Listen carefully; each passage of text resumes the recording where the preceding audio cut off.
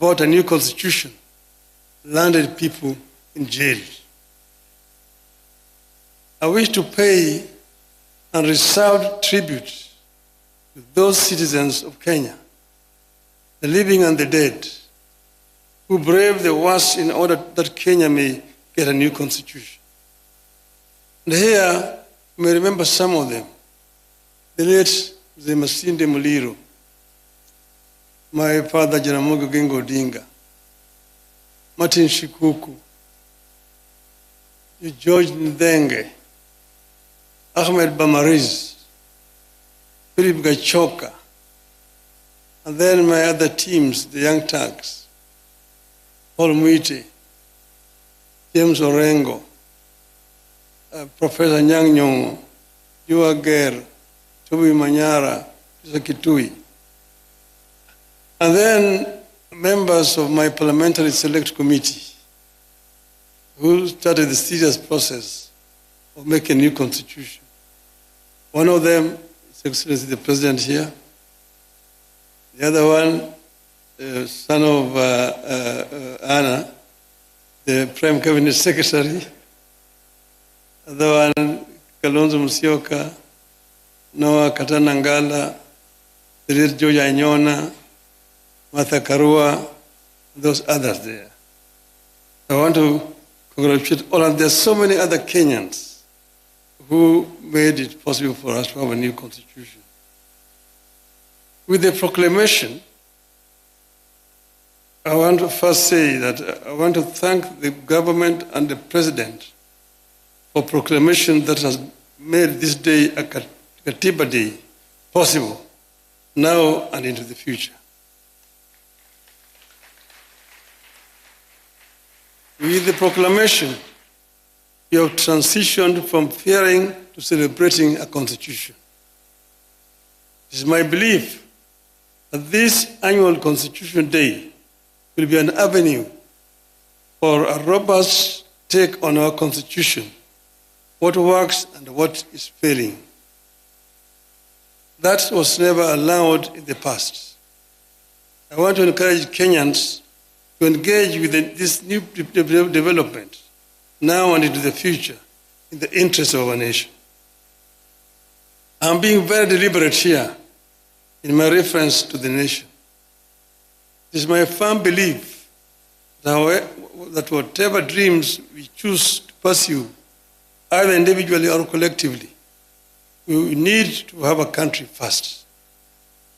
We must preserve the territory known as the Republic of Kenya first.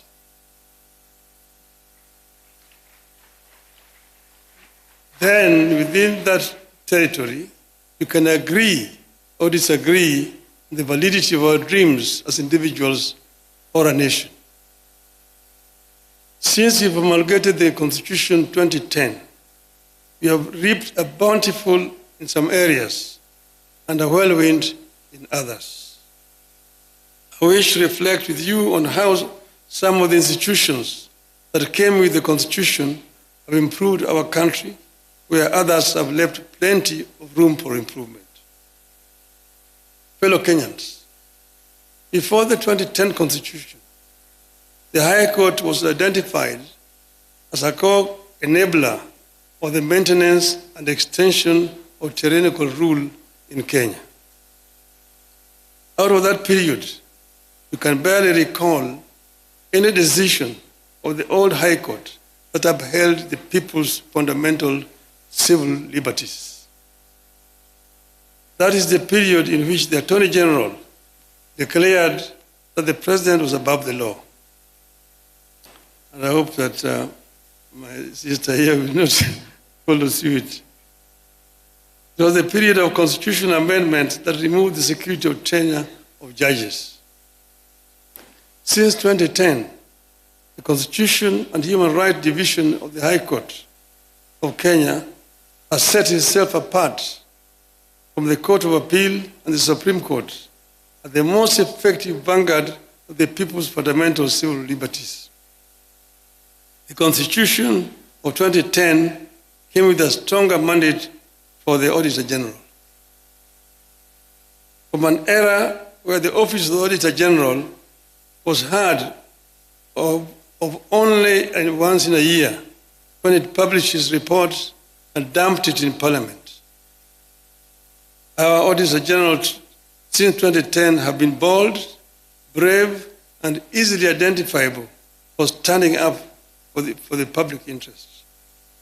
Indeed, the last attempt by the Office of the Auditor General to secure software and equipment to monitor the spending of public finances on a real-time basis ended up with an attempt to arrest the holder of the office, then Mr. Edward Ouko, and charge him with corruption.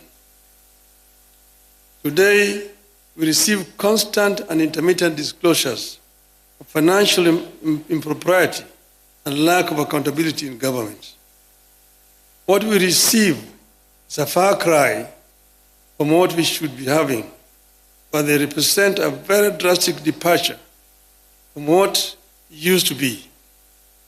The Commission for Revenue Allocation also came with the new constitution against the background of a past skewed allocation of natural resources. Since 2010, the commission that was established to make recommendations concerning the basis for the equitable sharing of revenue raised by the national government between the national and county governments among the county governments has managed to do so without accusations of political bias. I believe that without the diligent work of the CRA, devolution would have become the single most divisive development in modern Kenya. Ladies and gentlemen, some of the institutions of the 2010 Constitution have let the country down, of course, in my estimation. The National Police Service, in my view, has left us worse off than we were before 2010. Abuse of the right to life, degradation of human dignity, torture and denial of security of person by the police have increased under the watch of National Police Service.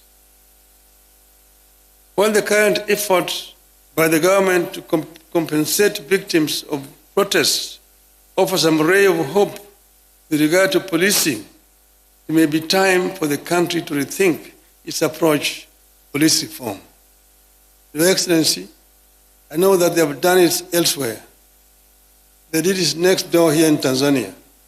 In Tanzania, the police are civil.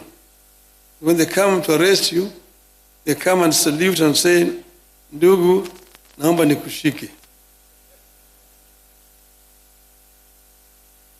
And then you say, "Twende," and it doesn't have to handcuff you. You just walk. It doesn't have to handcuff you. And you know, there in the UK, I tell people, when you get lost in London, you go to the cop. They're called the Bobby. "Excuse me, could you show me the road to Trafalgar Square?" "Oh yes, Trafalgar Square, yes." "Walk straight on. Turn to the left. 100 yards. Turn to the right. Straight on. You can't miss it." You say, "Thank you." Then he says, "Thank you, sir." In Nairobi, you get lost. "Afande, nionyeshe njia ya kwenda Kariakoo." "Umepotea?" "Ndio." "Wapi kitambulisho?" "Oh, sikubeba kitambulisho, niliwacha nyumbani." "Una kitambulisho?" Bingo. In the cells. Tomorrow you are in court, loitering with the intention to commit a felony. We need to change this. The Independent Electoral and Boundaries Commission equally stands out as an institution that has made no progress securing for Kenyans what they sought. The same issues that Kenyans faced in 1992 when it held its first multi-party elections still hound us. And let us hope that the new electoral commission that we put in place is going to make a difference. Confidence in the commission remains extremely low. Election officials and the processes remain some of the most distrusted, and divisive in Kenya. Our elections are some of the most expensive in the world. That the cost of per ballot is much higher, 5 times it is in the United States. It never seems to matter how many times we turn over the commissioners or election technology. The doubts remain while the costs get higher. I want to hope that the latest version of IBC will tame the tide against the negativity and doubts that surround the institution. The Director of Public Prosecutions was also a new and exciting creation of the new Constitution.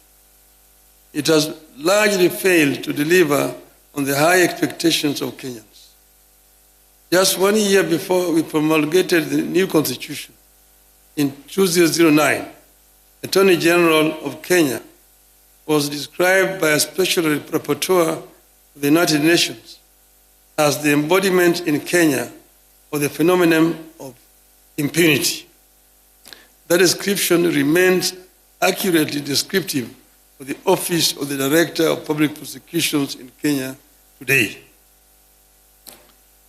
However much some of the institutions that came with the new Constitution have lived below expectations, as a nation, we are in a better place and more hopeful than we were before 2010. And as we work to perfect the areas in which the Constitution is struggling, we also need to take a fresh look at parts of the Constitution whose implementation have been problematic. For instance, Article 1 of the Constitution tells us that the people may exercise their sovereign power either directly or through their democratically elected representatives. Kenyans seem to know how to exercise sovereignty through their elected representatives. You know, you go to the ballot, you elect your MCA, you elect your MP, your women rep, your senator, governor, your president. There is zero clarity, however, on how to exercise sovereignty directly to achieve desired results. How do 55 million people exercise direct sovereignty? That's a question for the lawyers. Secondly, I believe the time has come for the country to relook the whole issue of devolution. Kenya, in my view, is too tiny for 47 devolved units.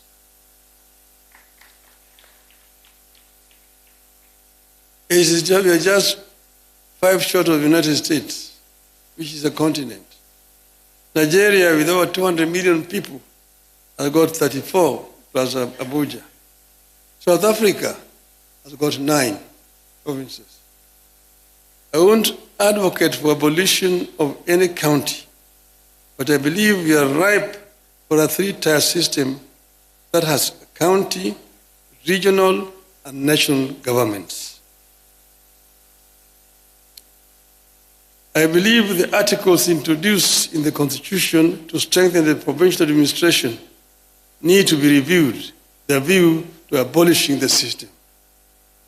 This was an issue at Bomas of Kenya, the provincial administration, and we said it was a relic of colonialism that has no place in independent Kenya, yet we seem to be reviving it. We equally need a review of all the laws that create national institutions and funds for functions better performed by county governments. We are not opposed to implementing projects at the constituency. But under this constitution, constituency is not a devolved unit. Devolution has 2 levels, national and county levels. It is not right for the national government to jump the county government and create another unit below the county government where you call it NG. It is not necessary. Work through the county government. The money that we are giving to these people to go and implement projects at the constituency, give it to the counties. The county be the ones implementing and let Parliament do what is constitutionally mandated to do: representation, legislation, and oversight. Because if you are yourself a contractor and you are a member of Parliament, who is oversighting you? I've said this amendment that you brought to the Parliament, bring it there, but let us take it to the people. Let us take it to a referendum and test if the people will accept it. Let us check if the people will accept that members of Parliament can be oversighting and also implementing at the same time. Over this, there's no compromise. Tunaenda kwa wananchi. So, Your Excellency, I know that this particular stand is making me very unpopular, but I just don't care. I will stand my ground on this particular issue. With those many remarks, thank you very much. Happy Katiba Day.